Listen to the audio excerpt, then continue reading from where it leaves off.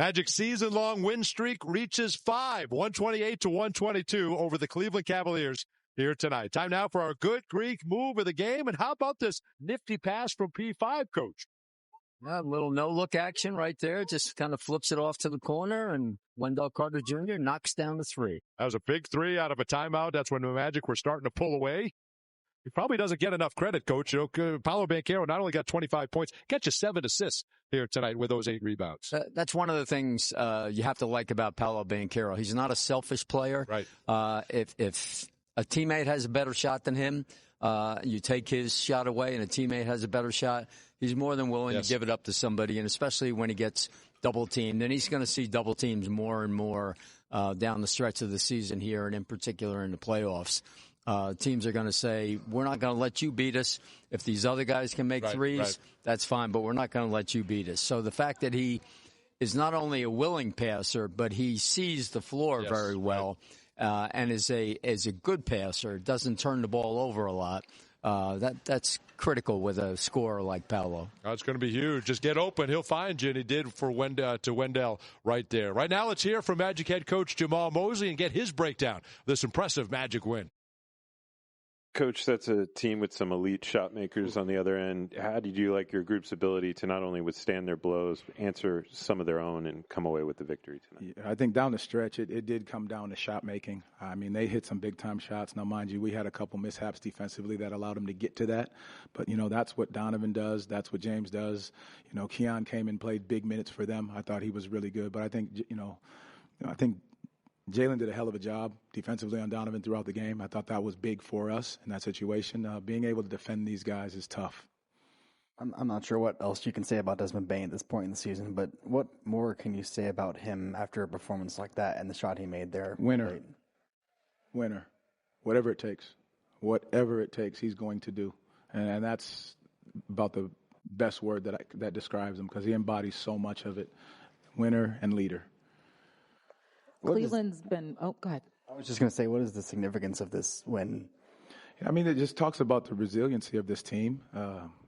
And we said it before, that there's going to be different ways to win games, and we keep finding those ways.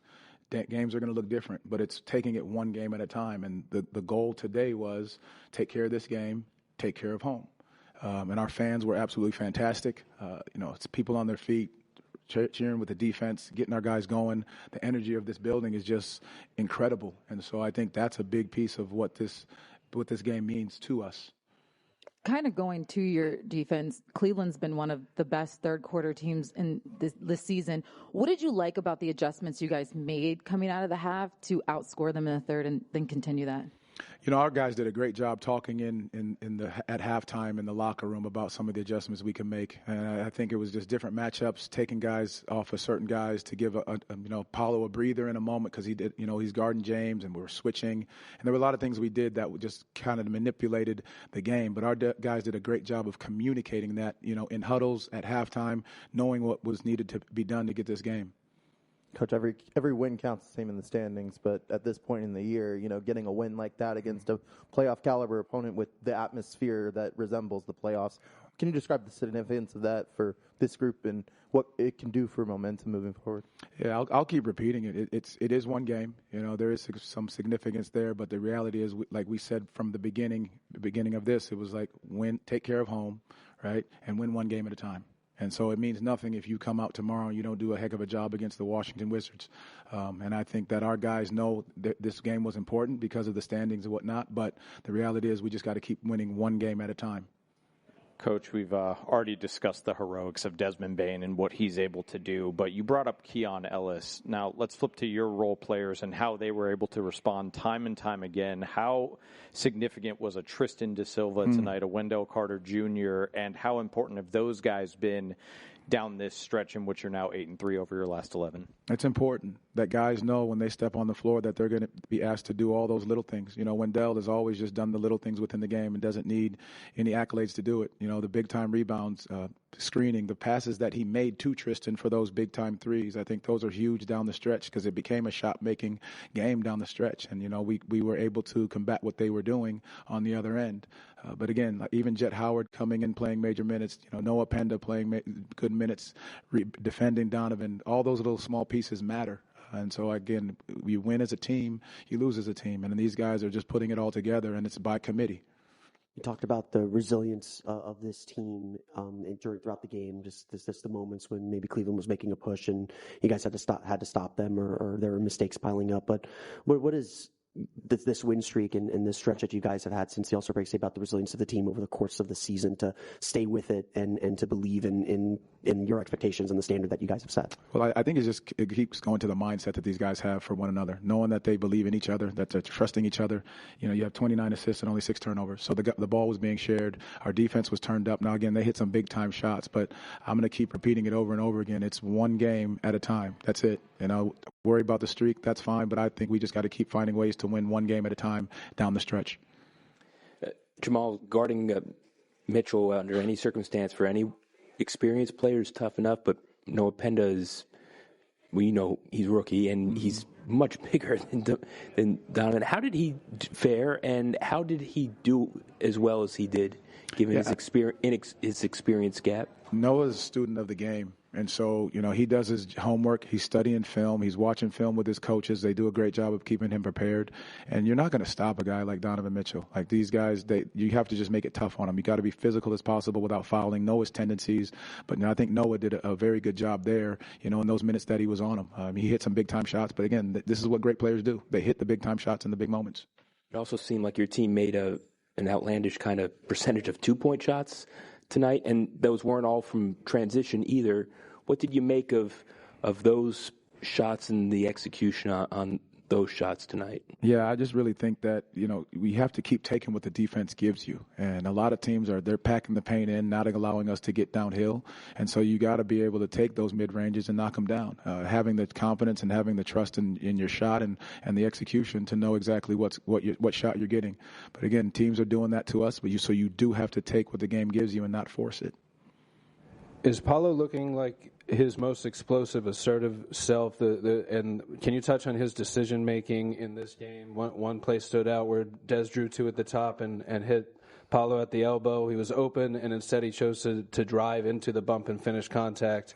And the whole team was very excited for that sort of aggressive behavior. Do you credit that sort of decision making to his overall scoring efficiency getting better as the season goes on? I think, his mindset shift of, after All-Star break has been just aggressive, quick decisions, early, easy baskets. And I can't give the young man enough credit for his ability to just sit down and guard big-time players. I mean, James Harden is no easy match, and he wanted that challenge, and he took that challenge on. And I think his ability to do that is what's most impressive right now for me.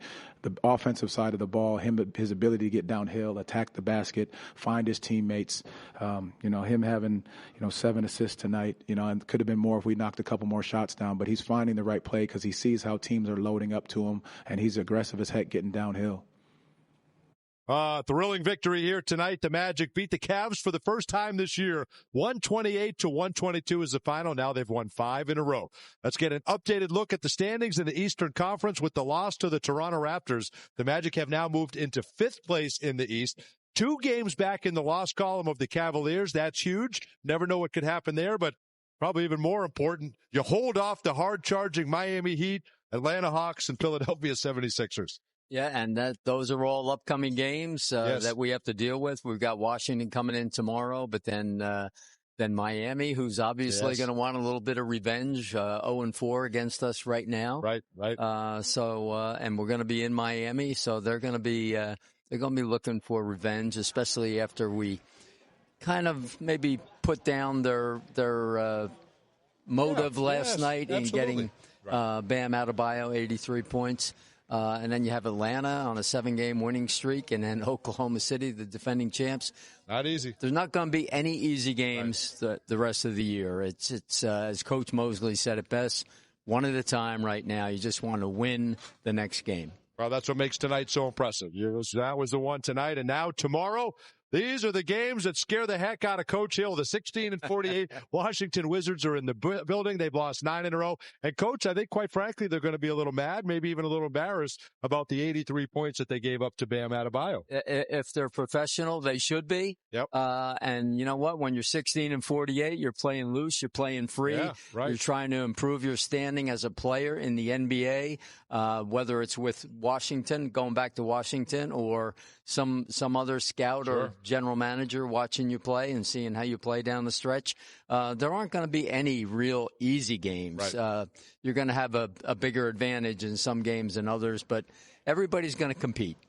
Game you got to get. Hopefully you can get it. It would be your 6th consecutive win. And what a run for this Magic team now. 15 games. They've been the best defense in the NBA, and they've won 11 of those basketball games, trying to make it 12 out of 16 here tomorrow. Impressive victory here tonight. Desmond Bane erupts for 35 points. He gets you 6 rebounds, 6 assists. You get 25 from Banchero, 23 from Tristan da Silva, and a Magic win 128-122. Next up, the Washington Wizards tomorrow. We'll have Magic Live, the pregame show for you at 6:30 right here on FanDuel Sports Network. Thanks to Ty Eastham, Greg Hartung, our terrific crew. Have a great night. We're right back at it tomorrow, 6:30.